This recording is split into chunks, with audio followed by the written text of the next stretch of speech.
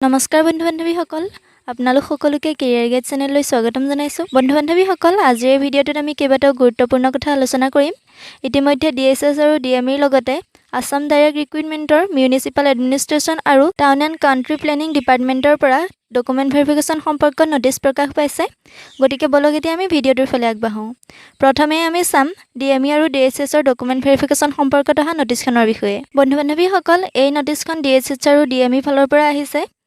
DHS আৰু DME grade 3 technical আৰু non technical পোষ্টসমূহৰ বাবে যিসকল ক্যান্ডিডেট সিলেক্ট হৈছিল তেওঁলোকৰ ডকুমেন্ট ভেৰিফিকেশ্যন হ'ব 6 জুন 2023 ত 11 বজাত Guwahati medical college and hospital auditorium কমপ্লেক্সত DHS আৰু DME গ্ৰেড 3 টেকনিক্যাল আৰু নন টেকনিক্যাল পোষ্টত পাছ কৰা যিসকল ক্যান্ডিডেটৰ নাম DHS আৰু DME ৰ অফিচিয়েল ৱেবছাইটত প্ৰকাশ পাব তেওঁলোক এই নটিচ অনুসৰি উপযুক্ত দিনত ডকুমেন্ট ভেৰিফিকেশ্যনৰ বাবে উপস্থিত হ'ব লাগিব আপোনালোকে লগত লৈ যাব লগা ডকুমেন্টসমূহৰ ভিতৰত হৈছে ৰিটেন এক্সামিনেশ্যনৰ এডমিট কাৰ্ড লগতে ফটো আইডি কাৰ্ড আৰু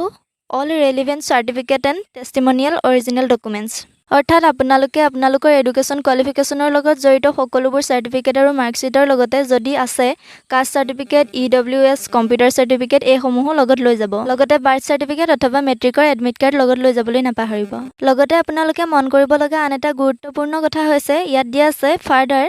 if any of this candidates fail to appear before the scrutiny board on the above mentioned date and venue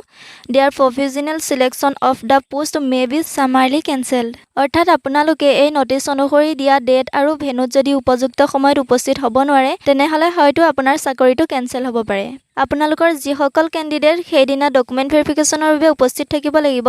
তেওঁলোকে তেওঁলোকৰ নামসমূহ DHS আৰু DME ৰ অফিচিয়েল ৱেবছাইট www.dhs.assam.gov.in আৰু DME ৰ অফিচিয়েল ৱেবছাইট www.dme.assam.gov.in ত পাব এতিয়া আমি চাওঁ আসাম ডাইৰেক্ট ৰিক্ৰুইটমেন্টৰ টাউন এণ্ড কাণ্ট্ৰি প্লেনিংৰ লগতে মিউনিচিপাল এডমিনিষ্ট্ৰেশ্যনৰ ফালৰ পৰা গ্ৰেড 3 আৰু গ্ৰেড 4 পদসমূহত সিলেক্ট হোৱা ক্যান্ডিডেট সকলৰ ডকুমেন্ট ভেৰিফিকেশ্যন সম্পৰ্কত অহা নটিচখনৰ বিষয়ে এই নটিচখন সেই সকল ক্যান্ডিডেটৰ বাবে যিসকল ক্যান্ডিডেটে এই দুটা ডিপাৰ্টমেন্টত ইয়াৰ পূৰ্বতে ডকুমেন্ট ভেৰিফিকেশ্যনত উপস্থিত থাকিব পৰা নাছিলে তেওঁলোকৰ ডকুমেন্ট ভেৰিফিকেশ্যন হ'ব 29 মে অৰ্থাৎ সোমবাৰে 11 বজাৰ পৰা 4 বজালৈ ইয়াত আপোনালোকে লগত লৈ যাব লগা ডকুমেন্টসমূহ হৈছে অল ৰেলেভেন্ট অৰিজিনেল ডকুমেন্টছ অৰ্থাৎ educational certificate caste certificate age proof EWS etcetera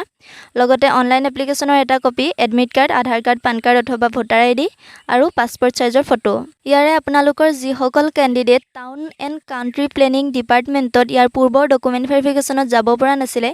তেওঁলোকৰ ডকুমেন্ট ভেৰিফিকেশ্যন হ'ব conference hall of directorate of town and country planning Assam এই ডিপাৰ্টমেন্টৰ পূৰ্বৰ ডকুমেন্ট ভেৰিফিকেশ্যনত উপস্থিত হ'ব নোৱাৰা দুটা পোষ্টৰ নাম হৈছে ইনভেষ্টিগেটৰ আৰু মহৰীৰ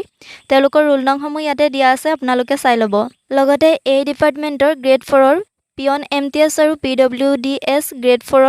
এই দুইটা পোষ্টৰে মুঠ 3জন ক্যান্ডিডেট অনুপস্থিত আছিল তেওঁলোকৰ ডকুমেন্ট ভেৰিফিকেশ্যনো সেইদিনাই হ'ব ইয়াৰ পাছতে মিউনিচিপাল এডমিনিষ্ট্ৰেশ্যন ডিপাৰ্টমেন্টৰ পৰা গ্ৰেড 3 ড্ৰাইভাৰ পদৰ এজন আৰু গ্ৰেড 4 ৰ পিয়ন MTS পদৰ এজন ব্যক্তি ইয়াৰ পূৰ্বৰ ডকুমেন্ট ভেৰিফিকেশ্যনত উপস্থিত হ'ব পৰা নাছিলে তেওঁলোককো conference hall of director of municipal administration আসামত 29 তাৰিখে উপস্থিত হ'বলৈ জনোৱা হৈছে বন্ধু বান্ধৱীসকল আজিৰ ভিডিঅ'টো মানে এনে ধৰণৰ ইনফৰমেশ্যনসমূহ পাই থাকিবৰ কাৰণে আমাৰ চেনেলটো সাবস্ক্ৰাইব কৰিবলৈ নাপাহৰিব